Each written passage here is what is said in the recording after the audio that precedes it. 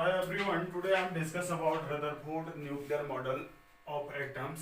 इससे पहले Rutherford alpha scattering experiments यानी उनके सजेशन के आधार पर गीगर एंड मार्सडेन ने किया था। उससे क्या कंक्लूजन निकले, उनका क्या एटम न्यूक्लियर मॉडल पहली बार पढ़े हम इस एक्सरसाइज में, क्या एटम, इसके रिजल्ट क्या थे आप देख लीजिए। रिजल्ट थे इसके, पहला है आपका most of the alpha particles most part of the atoms is empty space. क्यों था? क्योंकि 99.86% अल्फा पार्टिकल बिना डेविएट हुए, विदाउट डेविएट हुए कहाँ निकल जा रही थी? Without deviated. तो इसलिए कहा गया है 99.86%, क्योंकि इतना पार्ट अल्फा पार्टिकल्स बिना डेविएट हुए सीधे निकल जा रही थी, यानी गोल्ड फॉयल से बिना डेविएट हुए सीधे निकल जा रही थी। दूसरा है आपका there is some positive charge inside the atom in a very small space. इसमें क्या कहा गया है? क्योंकि यहां पर 0.145 हमने पढ़ा था इससे पहले, 0.145% क्या 0.145% alpha particle deflected more than 1 degree. तभी कहा गया है there is some positive charge, कुछ पॉजिटिव चार्ज है inside the atom in very small space. इतने परसेंट अल्फा पार्टिकल्स डिफ्लेक्टेड हो रहे हैं मोर देन 1 डिग्री एंगल से, स्कैटर्ड एंगल से, ठीक है।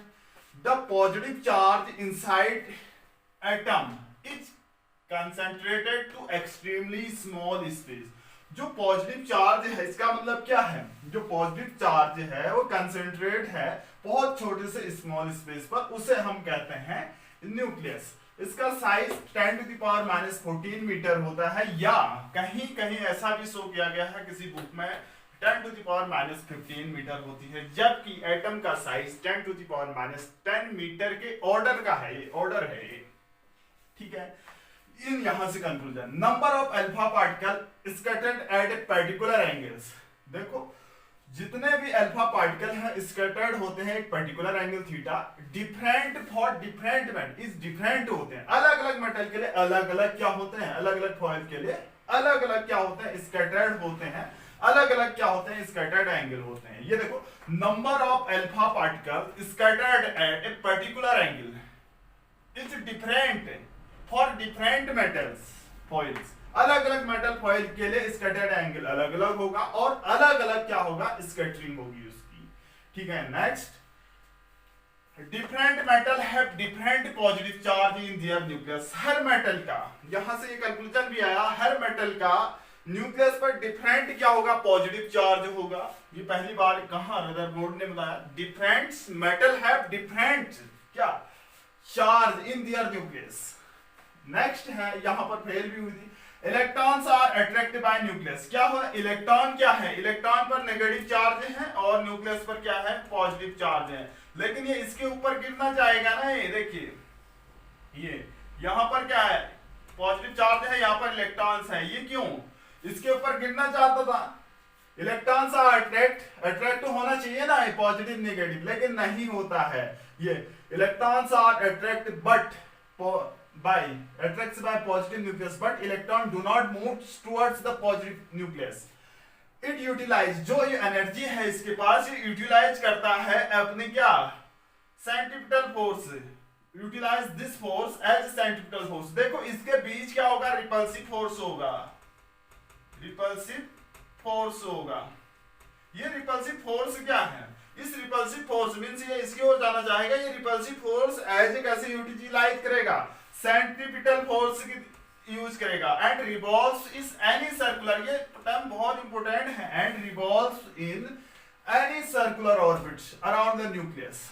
यानी इसके पास जो रिपल्सिव फोर्स है इसको यूटिलाइज कर रहा है, यानी ये यूटिलाइज द सेंट्रीपिटल फोर्स, यानी इस रिपल्सिव फोर्स को यूटिलाइज कर रहा है सेंट्रीपिटल फोर्स के रूप में, और रिवॉल्व्स इन एनी सर्कुलर, किसी भी सर्कुलर में, यहां पर फेल हुई थी Rutherford, any circular orbits around nucleus.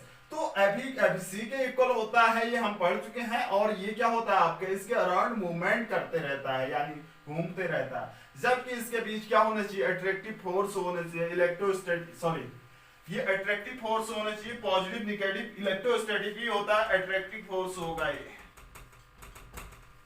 Force होना चाहिए इलेक्ट्रोस्टैटिक फोर्स। लेकिन इस फोर्स का यूटिलाइज एज ए कैसे करता है, सेंट्रीफ्यूगल फोर्स, और रिवॉल्व्स एनी कहा गया था, किसी पर्टिकुलर नहीं कहा गया, any circulars orbits around the nucleus.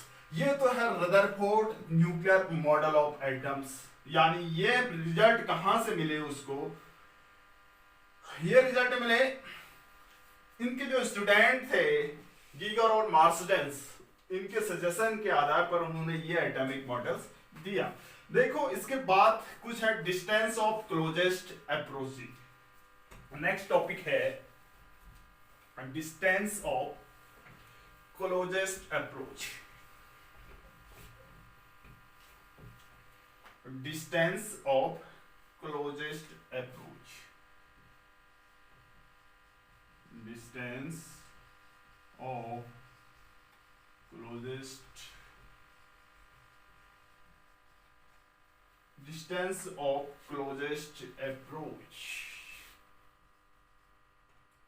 इसको हम R0 से दिखाएंगे, कहीं कहीं RD से दिखाया गया है। इसी के अंदर हम इसी का टॉपिक पढ़ेंगे, estimations of size of nucleus, estimation of size of nucleus, of size of nucleus, इसी के अंदर ये पढ़ने जा रहे हैं। डिस्टेंस ऑफ क्लोजेस्ट अप्रोचेस, देखो हम पढ़ चुके हैं अल्फा पार्टिकल्स जो है क्या होते हैं, सोर्सेज ऑफ है आपका, जैसे लेट्स अल्फा पार्टिकल जो स्कैटर्ड होते हैं, तो उससे हम क्या करते हैं, न्यूक्लियस की रेडियस का अनुमान लगा सकते हैं, यानी न्यूक्लियस की रेडियस को फाइंड कर सकते हैं। देखो अल्फा पार्टिकल्स जो रेडियो एक्टिव मटेरियल है, इससे क्या होते हैं, कोई रेडियो एक्टिव मटेरियल सोर्सेज होते हैं, यहां से क्या निकलते हैं, आपके अल्फा पार्टिकल निकलते हैं। रेडियो एक्टिव सोर्सेज है भाई, ये रेडियो एक्टिव सोर्सेज है, यहां से क्या निकलती हैं, आपकी अल्फा पार्टिकल्स निकलते हैं। ठीक है, अल्फा पार्टिकल्स निकलते हैं, ये क्या होते हैं, बहुत तेजी से निकलते हैं। यानी अल्फा पार्टिकल्स में यहां पर क्या है, आपका एटम है, ये क्या है, इसका न्यूक्लियस है। न्यूक्लियस क्या है, पॉजिटिव चार्ज कंटेनिंग न्यूक्लियस होता है।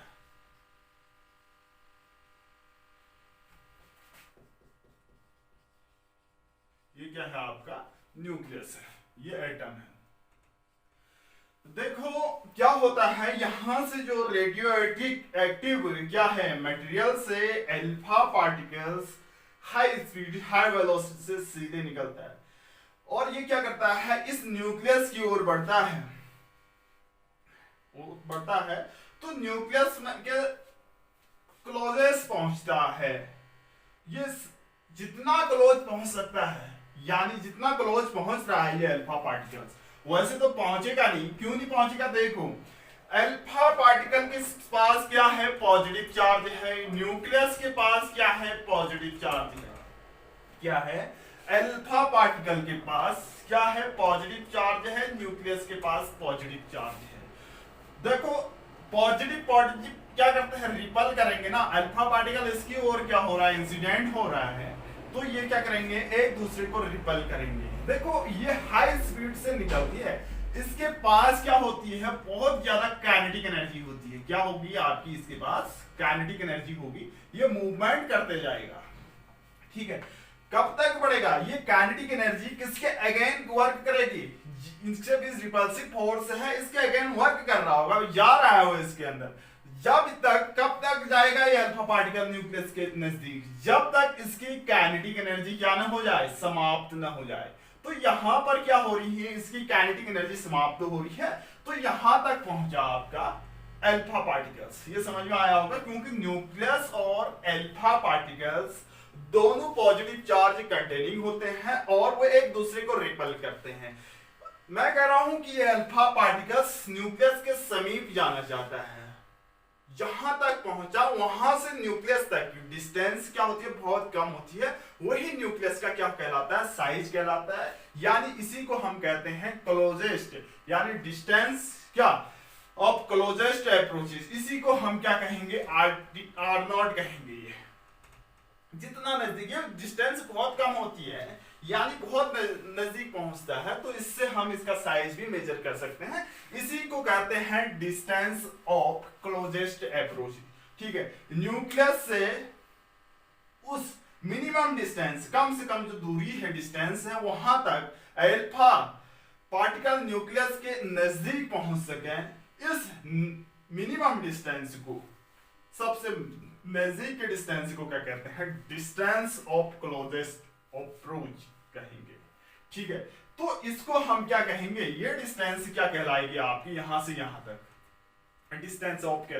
अल्फा पार्टिकल्स क्या है? ये रेडियोएक्टिव सोर्स है, यहां से अल्फा पार्टिकल हाई स्पीड से निकलते हैं, हालांकि अल्फा पार्टिकल और न्यूक्लियस के बीच रिपल्सिव फोर्स होगा, तो इसके पास इतनी काइनेटिक एनर्जी है, इसके अगेन वर्क कर सके, और ये आगे बढ़ते जाता है, जहां तक इसके पास काइनेटिक एनर्जी होती है वहां तक बढ़ता है।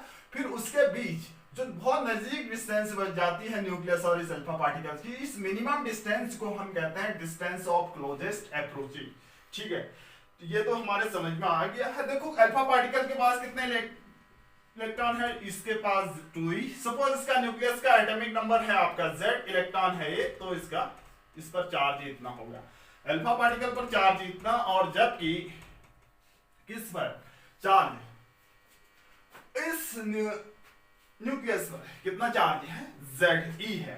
तो हम अप्लाई कर सकते हैं, apply conservation of mechanical energy, apply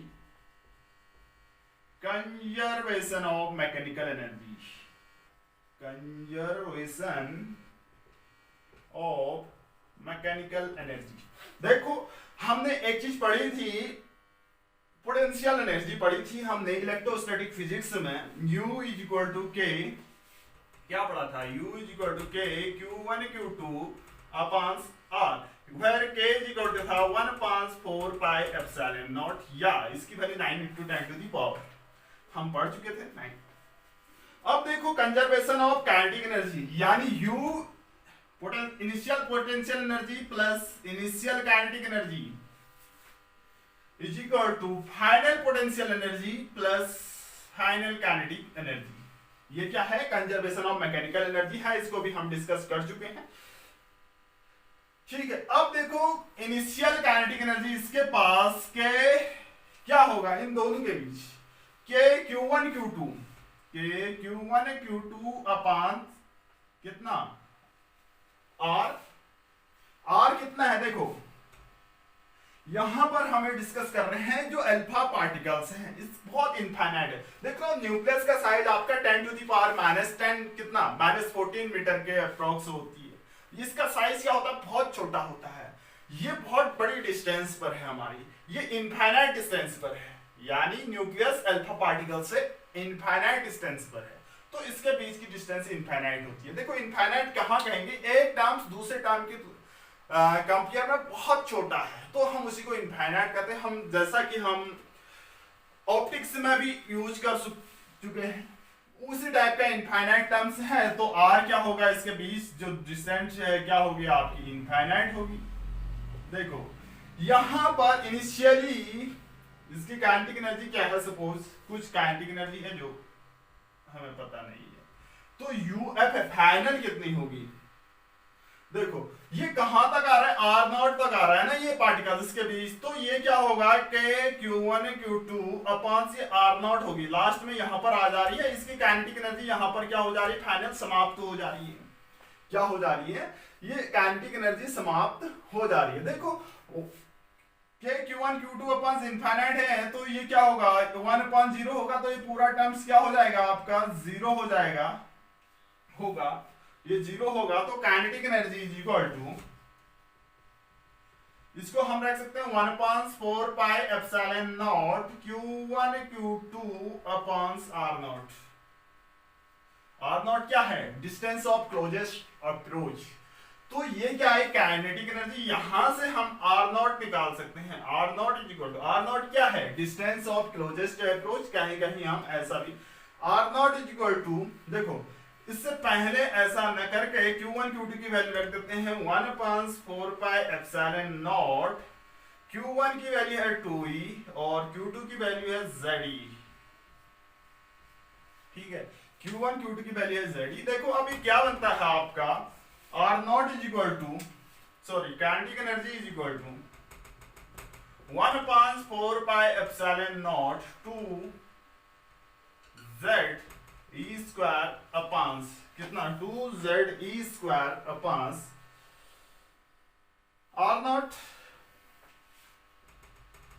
तो यहां से आर नॉट हम फाइंड कर सकते हैं। आर नॉट यानी आर नॉट क्या है, distance of closest approach. R not is equal to, ये हो जाएगा 1/4 pi epsilon not into kinetic energy, यहां पर आ जाएगा 2z ई स्क्वायर। ये क्या है, डिस्टेंस, ये 2 है भाई, इसको हम क्लोज करेंगे, डिस्टेंस ऑफ क्लोजेस्ट अप्रोच कहेंगे। क्या कहेंगे, डिस्टेंस ऑफ क्लोजेस्ट अप्रोच कहेंगे।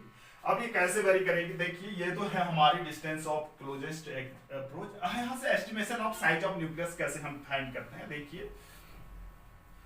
अब देखिए यहां पर क्या होगा, अगर काइनेटिक एनर्जी क्या है, मैक्सिमम है, अगर जितनी ज्यादा काइनेटिक एनर्जी होगी ये आर नॉट उतना कम होगा। देखो ये डिनोमिनेटर में है हमारे, काइनेटिक एनर्जी क्या होगी, जितनी ज्यादा होगी उतना नजदीक पहुंचेगा ये, तो आर नॉट डिस्टेंस क्या होगी, कम होगी। यानी व्हेन काइनेटिक एनर्जी क्या है आपकी, मैक्सिमम है, तो आर नॉट क्या होगी आपकी, मिनिमम होगा। ठीक है, क्योंकि डिनोमिनेटर में भी है, जितनी ज्यादा एनर्जी होगी उस न्यूक्लियस के उतना नजदीक पहुंचेगा भाई। तो ये नेचुरली मैक्सिमम काइनेटिक एनर्जी कितनी होती है, naturally maximum kinetic energy of alpha particles, kinetic energy of alpha particle ये होती है आपकी 7.7 mega electron volt, 7.7 mega electron volt. ठीक है, 7.7 मेगा इलेक्ट्रॉन वोल्ट होती है। और Z क्या होता है, फॉर गोल्ड की बात करते हैं, Z for gold, atomic numbers ये होता है 79 होता है। और 1/4 पाई एप्सिलॉन नॉट की वैल्यू कितनी होती है, 1/4 पाई एप्सिलॉन नॉट की वैल्यू होती है 9 × 10⁻9 होती है, ये भी हम डिस्कस कर चुके हैं। इसके अलावा basic unit of electric charge होता है 1.6 × 10⁻19 कूलम्स, ये भी हम डिस्कस कर चुके हैं। तो अगर ये वैल्यू, सारी वैल्यू ये कहां पर रखे हैं, यहां पर रखे हैं, तो जो आर नॉट आता है अप्रोक्स आता है 3 × 10⁻, अप्रोक्स आता है 3 × 10⁻14 मीटर, या आर नॉट जो आता है 30 × 10⁻15 मीटर, या आर नॉट आता है 30 फर्मी, यानी 10⁻15 क्या होता है, मीटर होता है 1 फर्मी, तो ये 30 फर्मी आता है। तो किस ऑर्डर में आपका न्यूक्लियस का साइज होता है, 10⁻14 या -15 ऑर्डर के रूप में होता है estimation of size of nucleus. ये तो है आपका Rutherford nuclear model, atomic models, या distance of closest approaches. Thank you.